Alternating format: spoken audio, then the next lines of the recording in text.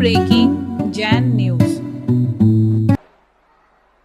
पूज्य पद्म सागर जी महाराज अपनी जिज्ञासा पूज्य मुनि श्री निर्व्यापक मुनि श्री सुधा सागर जी के समक्ष रखेंगे। नमोस्तु महाराज जी। आज सब जगह से जनता आई है और जनता को देख करके एक ज्वलंत प्रश्न हमारे सामने खड़ा हुआ। आज वर्तमान समय की जो परिस्थिति बन रही है कि बच्चे पढ़ लिख जाते हैं, शादी नहीं हो रही, और शादी हो जाती है तो तलाक हो जाता है।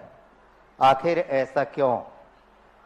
हम लोग भरसक प्रयत्न कर रहे हैं बच्चों को समझाने का, बच्चियों को समझाने का, लेकिन उसके बाद में भी इस प्रकार की समस्याएं जैन समाज में बहुत उठ रही है और आए दिन हम लोग प्रयत्न कर रहे हैं। आपके माध्यम से यदि शंका का समाधान हो तो बहुत बढ़िया।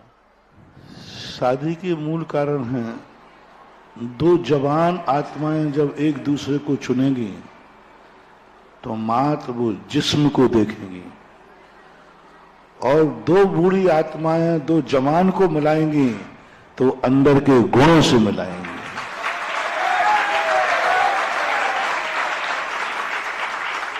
लड़का बच्चे बच्ची दोनों यंग है कि नहीं? दोनों यंगों की पसंद चमड़ी होगी, जिस्म होगा, शरीर होगा, जो भी आप जानते हैं। और दो बूढ़े जब किसी जवानों को देखने जाएंगे तो जिस्म को नहीं देखेंगे, वो दृष्टि को देखेंगे,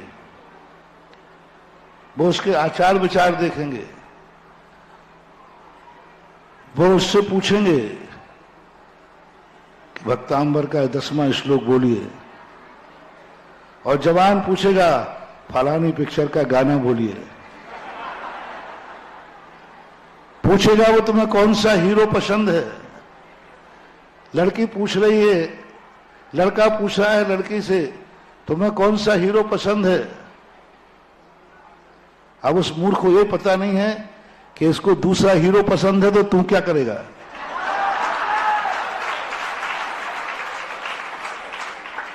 लड़की पूछ रही है तुम्हें कौन सी हीरोइन पसंद है, उस मूर्ख को यह पसंद मालूम नहीं है कि यदि इसको दूसरी हीरोइन पसंद है तो तू क्या करेगी जिंदगी भर। ये तकाजा हो रहा है तलाक का। गुणों की तरफ ध्यान नहीं दे रहा। पहले बच्ची को देखने बुजुर्ग जाते थे, मामा जाते थे, जिनकी शादियां हो चुकी हैं वे जाते थे, जो उनके गार्जियन होते थे, जो आशीर्वाद देते थे, वो चयन करते थे, क्योंकि उनकी जिंदगी अनुभव से गुजर चुकी है।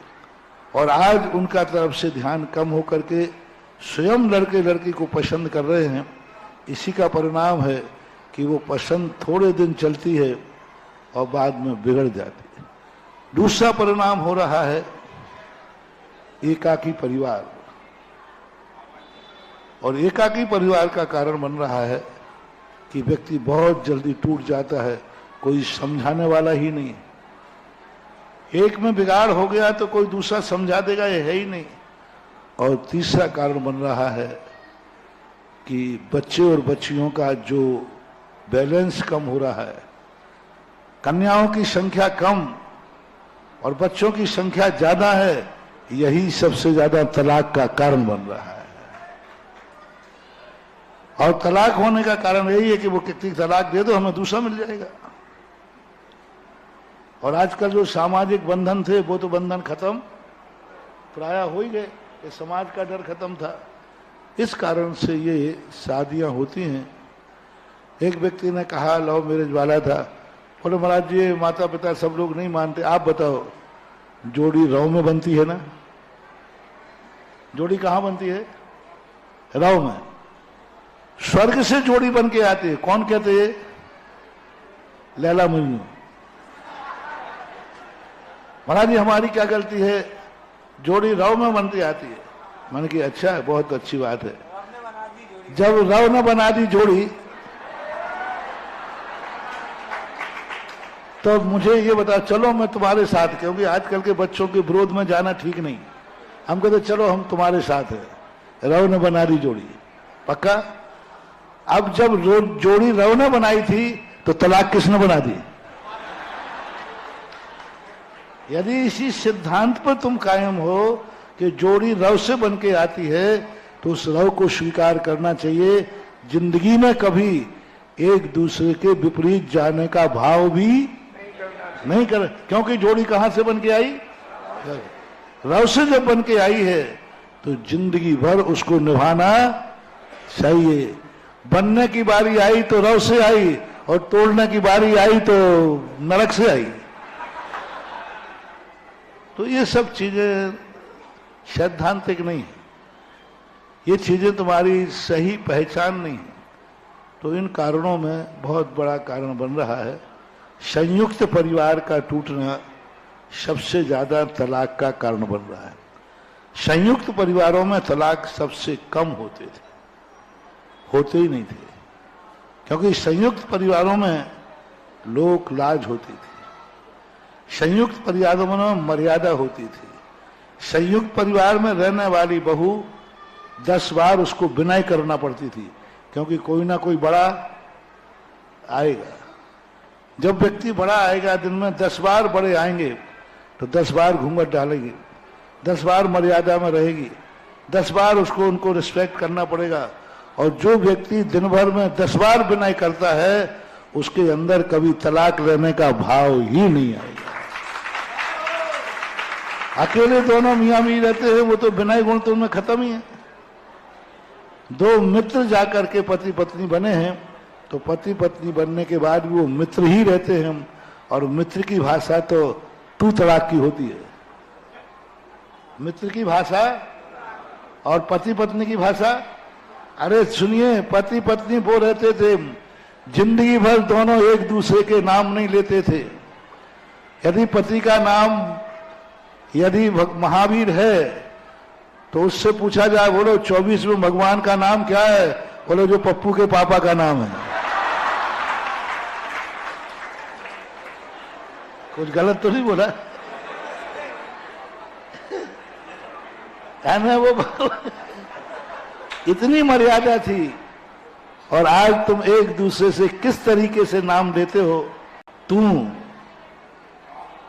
तू शब्द का प्रयोग करने लगे आजकल महिलाएं अपने पति के लिए, और जहां तू तलाक होगा वहां तलाक तो होना ही है। प्रिया जैन लखनऊ दोन से पूछती है, नमोस्तु महाराज जी, आपके द्वारा चक्रवर्ती विवाह की परंपरा जो चलाई गई थी, चल रही है, इसी विधि से चल रही है, मगर आजकल इसमें थोड़ा सा लोगों ने परिवर्तन किया है कि भगवान के सामने 7 फेरे लगा लेते हैं और फिर रात्रि में बरमाला आदि डालते हैं, रिसेप्शन आदि करते हैं। तो क्या यह आपके द्वारा बताई हुई विधि में परिवर्तन किया है? तो आप इसमें क्या विधि होना चाहिए उसका स्पष्टीकरण करें। नहीं, ये संशोधन मूल गाथाओं में, मूल स्वरूप में कभी संशोधन नहीं होता, मूल चर्या में कभी संशोधन नहीं होता। मूलच्छेदो न भवति। चक्रवर्ती विवाह की परंपरा यही है, भगवान की साक्षी में जो कार्य हुआ, बरमाला ही भगवान की साक्षी में होगी। कितनी बड़ी शादी है ही नहीं, हमें किसी शादी में शेरवानी नहीं लिखी, किसी शादी में श्रृंगार का रूप नहीं लिखा। शादी का अर्थ होता था एक यज्ञ, एक दीक्षा है तुम्हारी। दोनों लोग शादी के एक दिन पहले शाम को अपने अपने गुरुओं के पास, अपने अपने मंदिर में श्रीफल लेके जाएंगे परिवार के साथ, और शाम को ही, शाम का भोजन करके, कल शादी है, आज शाम को कन्या और वर अपने अपने परिवार के साथ मंदिर में गुरु के पास जाएगी, और उस समय वह उपवास ग्रहण करेगी।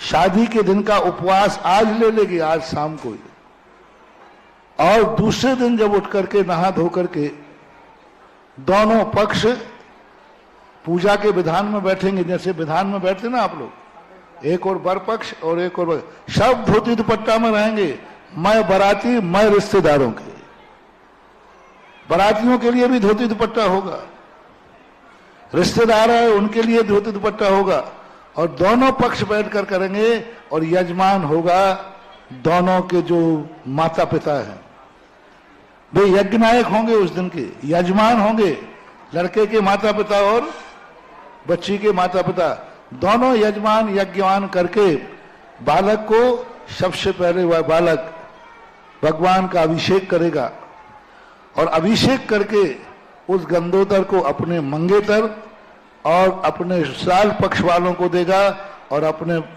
परिवार के पक्ष वालों को देगा, और दोनों विधान करके, दोनों पंच परमेष्टि विधान करेंगे, और विधान करके हवन करेंगे, और हवन की जो फेरी लगाएंगे वही 7 फेरे विवाह के माने जाएंगे। हमारे यहाँ फेरों की कोई चर्चा आगम में नहीं है। मां जो यज्ञ विधान किया ना आपने, हवन के वही अग्नि के, वहां अग्नि का भी परिक्रमा नहीं है, हवन की परिक्रमा है। हवन के 7 फेरे लगा करके और भगवान की साक्षी पूर्वक वह वरमाला एक दूसरे को डाल करके स्वीकार करेंगे। वहीं जो भी वचन आदि पंडित बोलता है वह शब्द दस्तूर करके, और वहीं से जाकर के दोनों व्यक्ति 7 दिन का ब्रह्मचर्य व्रत लेकर के किसी तीर्थ क्षेत्र पर गुरुओं के पास धर्म पूर्वक 7 दिन व्यतीत करेंगे। उसके बाद आकर के घर में प्रवेश करेंगे। ये है चक्रवर्ती के विवाह की परंपरा। रिसेप्शन आदि उसके बाद की बात है, जब वो लौट के आए 7 दिन के बाद, उसके बाद फिर रिसेप्शन आदि भोजन कराना, वो भी शुद्ध भोजन, दिन में भोजन, घर में भोजन, होटलों में नहीं। पहले लोगों के भले छोटे घर थे, लेकिन बारात घर में बुलवाते थे, और भोजन भी चाहे भली सड़क को लेना पड़े, लेकिन दरवाजे के सामने भोजन होना चाहिए। बारातों का, रिसेप्शन का कोई भी भोजन है वह घर में ही होना चाहिए। उससे दरिद्रता, अपशकुन, घर के अंदर नकारात्मक स्थिति समाप्त हो जाती है। अब आज आपने वे तो समाप्त कर दिए, और कहां गार्डनों में जाते हो। इनके विवाह के भोजन घर में ही होना चाहिए। उसका एक बहुत बड़ा दस्तूर है, एक बार मैंने कहा था, अभी नहीं बोल रहा हूं। तो इस प्रकार के चक्रवर्ती विवाह होना चाहिए। इधर करके होटलों में जाना, रात में खाना, घूमने जाना, ये सब आदर्श परंपरा नहीं है। यही परंपरा श्री राम का जब विवाह हुआ, सीता का और रामचंद्र जी का, दोनों का उस दिन उपवास था। जैनागम में भी यही मिलता है, वैष्णव दर्शन में भी यही मिलता है कि उस दिन दोनों के उपवास थे। अब उपवास यदि तुम नहीं कर पाते हो तो ठीक है, कुछ पेय ले लो। मान लो उपवास की शक्ति नहीं है तो थोड़ा पेय ले लो, दूध पानी वगैरह ले लो। और शक्ति नहीं है तो फलाहार ले लो, फल वगैरह खा लो। लेकिन दुनिया भर के और चीजें खाना पीना ये ठीक नहीं है। इससे अच्छा है कि आप जो विवाह करते वो करो। चक्रवर्ती विवाह करके चक्रवर्ती विवाह को बदनाम मत करो, और आपको जो उसका अपशगुन होगा वो दोष भी आपको लगेगा।